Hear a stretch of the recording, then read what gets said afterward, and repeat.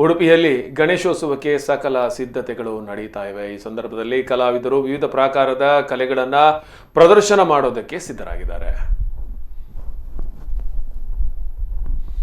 ಈ ಬಾರಿ ಉಡುಪಿಯ ಮಾರುತಿ ವೀತಕದಲ್ಲಿರುವ 22ನೇ ಗಣೇಶೋತ್ಸವ ಆಚರಣೆ ಸಂದರ್ಭದಲ್ಲಿ ಉಡುಪಿಯ ಖ್ಯಾತ ಕಲಾವಿದ ಮಹೇಶ್ ಮರಣೆಯವರ ಅದ್ಭುತ ಕಲಾಕೃತಿಯಲ್ಲಿ ಒಂದಾದ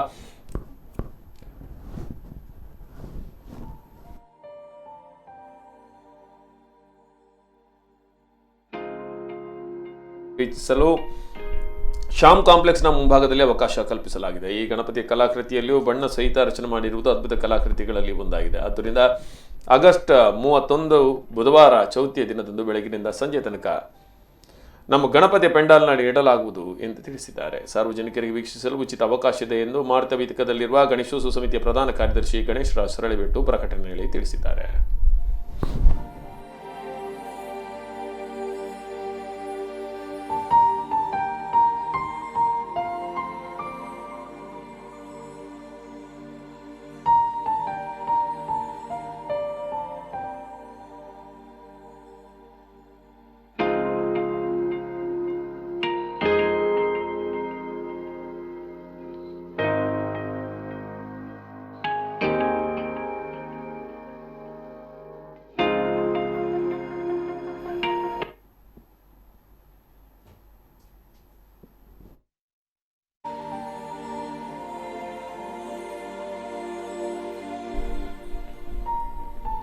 ಇನ್ನು ಪಡುಬಿದ್ರೆ ಪೊಲೀಸ್ ಠಾಣೆಯಲ್ಲಿ ಶುಕ್ರವಾರ ಸಂಜೆ ಮುಂಬರುವ ಗಣೇಶೋತ್ಸವದ ಬಗ್ಗೆ ಸಾರ್ವಜನಿಕ ಗಣೇಶೋತ್ಸವ ಸಮಿತಿಯ ಪದಾಧಿಕಾರಿಗಳು ಹಾಗೂ ವಿವಿಧ ಧರ್ಮಗಳ ಮುಖಂಡರ ಜೊತೆ ಸಮಾಲೋಚನೆ ಸಭೆ ನಡೆಯಿತು. ಕಾಪು ವೃತ್ತ ನಿರೀಕ್ಷಕ ಕೆಸಿ ಪೂಬಯ್ಯ ಸಭೆಯ ಅಧ್ಯಕ್ಷತೆ ವಹಿಸಿದ್ದರು. ಈ ಸಂದರ್ಭದಲ್ಲಿ ಅವರು ಮಾತನಾಡಿ, ಸಾರ್ವಜನಿಕ ಗಣೇಶೋತ್ಸವ ಆಚರಿಸುವ ವಿವಿಧ ಸಮಿತಿಗಳಿಗೆ ಹಲವಾರು ಮಾನದಂಡಗಳನ್ನು ನೀಡಿದ್ದಾರೆ. ಪ್ರತಿ ಸಮಿತಿಯು ಅಹಿತಕರ ಘಟನೆ ನಡೆಯದಂತೆ ತಡೆಯಲು ಸಿಸಿ ಕ್ಯಾಮೆರಾ ಅಳವಡಿಸಬೇಕು. ಪ್ರತಿ ಸದಸ್ಯರಿಗೆ ಗುರುತಿನ ಚೀಟಿ ಕಡ್ಡಾಯ.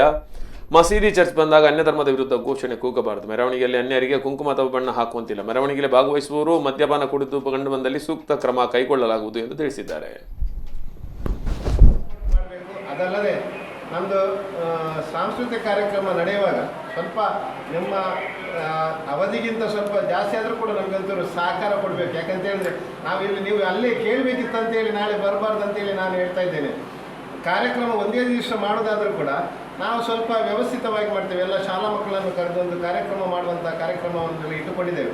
ಅದಕ್ಕೆ ಇಲಾಖೆಯವರು ಕೂಡ ಖಂಡಿತ ಸಹಕಾರ ಕೊಡಬೇಕು. ಅದಕ್ಕಿಂತ ಜಾಸ್ತಿಯಾಗಿ ನಮ್ಮ ಸಂಘಟನೆಯವರು ನಾವು ಜವಾಬ್ದಾರಿಯನ್ನು ತೆಗೆದುಕೊಂಡು ಪೆಂಡಲ್ ಆಗಿದ್ದಲ್ಲಿ ಒಂದು 4 ಜನ ನಾವೇ ಮಲಗಿ ನಮ್ಮ ಕರ್ತವ್ಯ. ನಾಳೆನೂ ನಮ್ಮ DSP ಅವರು ಮೀಟಿಂಗ್ ಕರೆದಿದ್ದಾರೆ ನಮ್ಮ ಕಾಪಲ್ಲಿ. ತಾವುಗಳು ಬಂದರೆ ತುಂಬ ಒಳ್ಳೆಯದು, ಸಜೆಷನ್ ಕೊಟ್ಟರು. ಸಮಯ ಆದವರು ಬನ್ನಿ. ಯಾಕಂದರೆ ಅಲ್ಲಿ ನಿಮ್ಗೆ ಯಾರಿಗೆ ಮೈಕ್ ಲೈಸೆನ್ಸ್ ಆಗಿಲ್ಲ, ಇವತ್ತಿನ ಅಪ್ಲಿಕೇಶನ್ ಕೊಡಿ, ನಾನು ಈಗ ಹೋಗೋದಕ್ಕೆ ತೊಗೊಂಡು ಹೋಗ್ತೀನಿ. ಎಲ್ಲ ರೆಡಿ ಮಾಡಿಬಿಟ್ಟು ನೀವು ಆನ್ಲೈನಲ್ಲಿ ಪೇಮೆಂಟ್ ಎಲ್ಲ ಮಾಡಿಡಿ. ನಾಳೆ ನೀವು ಬರೋದಿಗೆ ನಿಮ್ಮ ಲೈಸೆನ್ಸ್ ತೊಗೊಂಡು ಹೋಗ್ತೀವಿ. ಅದಕ್ಕೋಸ್ಕರ ಕಾಯೋದು ಇದು ಮಾಡಲಿಕ್ಕೆ ಹೋಗ್ಬೇಡಿ. ದೇವರಿಗೆ ಪ್ರಸಾದ ಇಟ್ಟಿರ್ತೀವಲ್ಲ, ಬಾಳೆಹಣ್ಣು, ಹಣ್ಣು, ಹಂಪಲೆಲ್ಲ ಇಟ್ಟಿರ್ತೀವಿ. ಆ ಗಣಪತಿ ಇದರಲ್ಲಿ ಯಾರೂ ಇರಲಿಲ್ಲ. ಅಂಥ ಸಮಯದಲ್ಲಿ ಒಂದು ಹಸು ಹೋಗಿ ಆ ಹಣ್ಣು, ಬಾಳೆ ಪದಾರ್ಥ, ಬೆಲ್ಲನೆಲ್ಲ ತಿಂದ್ಬಿಟ್ಟು ವಾಪಸ್ಸು ಗಣಪತಿ ಡ್ಯಾಮೇಜ್ ಆಯಿತು. ನೆಕ್ಸ್ಟ್ ಡೇ ಬಂದ ತಕ್ಷಣ ಸುರೋಯ್ತು. ಗಣಪತಿ ಡ್ಯಾಮೇಜ್ ಆಗಿದೆ, ಯಾರು ಕಿಡಿಗೇಡಿಗಳು ಮಾಡಿದ್ದಾರೆ ಅಂತ ಹೇಳ್ಕೊಂಡು ಸುರೋಯ್ತು.